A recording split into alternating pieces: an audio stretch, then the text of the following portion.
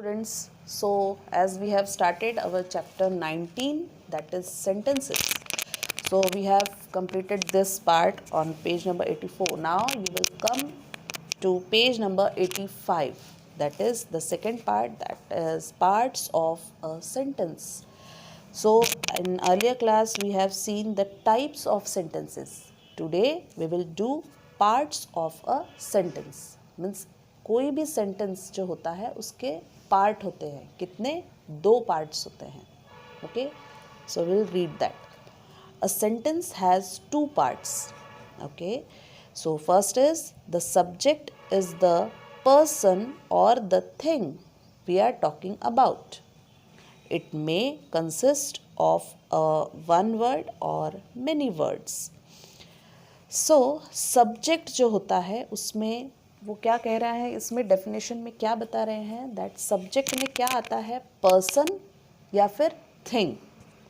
ये 2 चीज़ों से सेंटेंस स्टार्ट होता है और ये 2 चीज़ें किसके अंडर आती हैं, सब्जेक्ट के अंडर आती है. सब्जेक्ट मतलब आपका जो सब्जेक्ट होता है, इंग्लिश, हिंदी, मराठी या सॉरी जनरल साइंस, ये सब्जेक्ट नहीं. So this subject is different. Okay, so ये जो सब्जेक्ट है, सब्जेक्ट सेंटेंस के 2 पार्ट्स हैं. सो 2 पार्ट्स में सब्जेक्ट के अंडर में क्या आएगा, पर्सन और thing. Okay, next we will read the predicate. तो सेकेंड पार्ट क्या होगा, predicate. Okay, so predicate tells us something about the subject.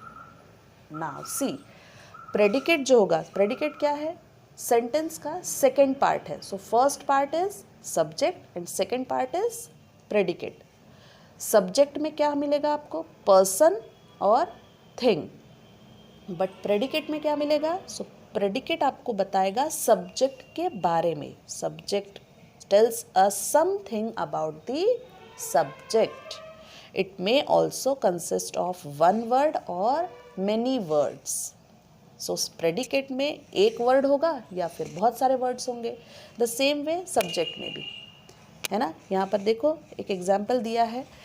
Now सी, पहले हम ये चीज़ देखेंगे. ये हो गया first part, that is subject.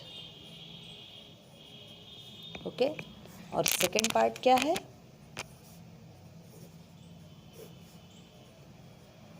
Predicate. तो किसी भी सेंटेंस में ये 2 पार्ट्स होते हैं, कोई भी सेंटेंस हो. ओके, फॉर एग्जाम्पल यहाँ दिया है, the little girl has many toys. अब ये सेंटेंस अगर हम एक साथ लिखें, like the little girl has many toys, ये लिखा ऐसा हमने, हम ऐसे ही लिखते हैं. अब हमें यहाँ पर इन्होंने 2 बॉक्सेस में इसे डिवाइड कर दिया है एक सेंटेंस को. तो लिटिल गर्ल ये क्या है, पर्सन है या थिंग है. देखो सब्जेक्ट अगर हमको ढूंढना है तो उसमें क्या ढूंढना होगा, पर्सन या फिर थिंग. सो फर्स्ट हमने जो रीड किया ये क्या है, the little girl. Little girl is a person, है ना. सो पर्सन है इसलिए वो क्या हो गया, सब्जेक्ट हो गया. Has many toys, so person अगर हमको एक बार पता चल गया तो बाकी जो बची हुई चीज़ें हैं वो किस में आ जाती हैं, प्रेडिकेट में आ जाती हैं, है ना. तो यहाँ पर हम अपने नोटबुक में जैसे मैंने लिखा है वैसे हम इसे क्या करेंगे, दी लिटिल गर्ल को एक बॉक्स में डालेंगे, दैट इज़ सब्जेक्ट, और हैज़ मैनी टॉयज़ को हम दूसरे बॉक्स में डालेंगे, that is predicate.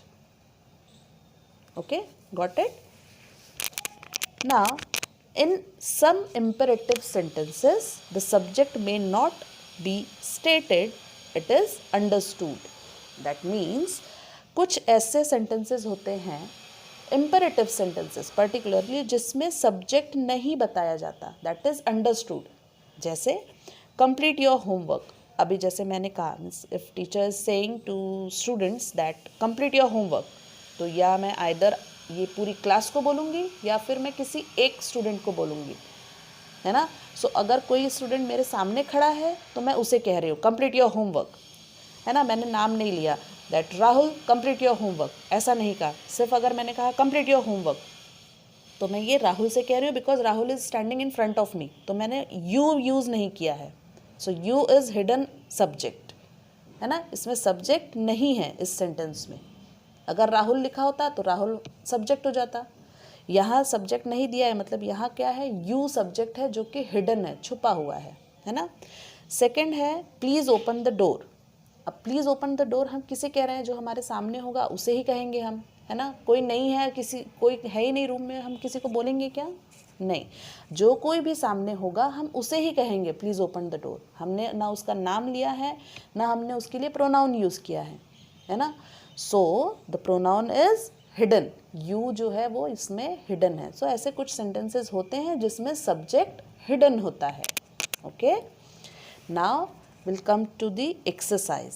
Okay, circle the subject and underline the predicate in the following sentences. तो सब्जेक्ट जो होगा उसे आप क्या करेंगे, सर्कल, और जो प्रेडिकेट होगा, सेकेंड पार्ट होगा सेंटेंस का, उसे क्या करेंगे, you will underline that. So first we will see Delhi is hot in the month of June. We will write it in notebook. Delhi is hot in the month of June. Okay. Now हमें इसमें क्या निकालना है कि subject क्या है और predicate क्या है, राइट।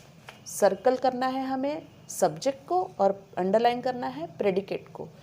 तो यहाँ who is the person, subject के रूल के हिसाब से आइदर पर्सन होना चाहिए या थिंग होना चाहिए। सो आप यहाँ पर देख सकते हैं, can you see any person in this sentence. Person भी नहीं ऐसा बोल सकते आप, थिंग भी नहीं, only a word that is Delhi. Okay, so Delhi के बारे में बात हो रही है इस सेंटेंस में।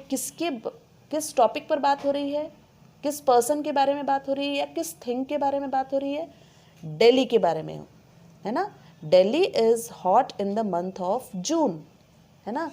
जून के महीने में गर्म कहाँ होता है, कौन गर्म होता है, दिल्ली गर्म होता है ना।